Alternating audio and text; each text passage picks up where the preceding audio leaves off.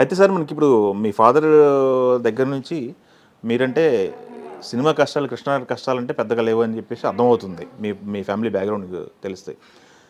ఇందాక మీరు ఒక థియేటరు, ఒక 25 ఎకరాల పొలము, ఒక పొలిటికల్ బ్యాక్‌గ్రౌండ్ ఉన్న ఫ్యామిలీ.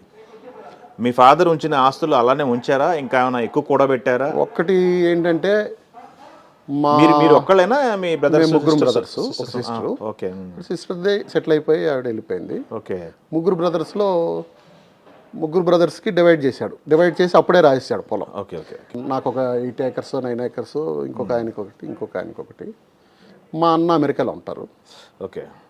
నేను ఇటు వచ్చేసాను. మా తమ్ముడు పొలం అదంతా చూసుకునేవాడు. ఒక స్టేజ్లో ఆయన అక్కడ సాఫ్ట్వేర్ కంపెనీ అన్ని సక్సెస్ అయ్యాడు. నేను సక్సెస్ అయ్యి నేను సంపాదించుకుంటున్నప్పుడు మా ఫాదరు నన్ను పిలిచి ఒక మాట అడిగాడు.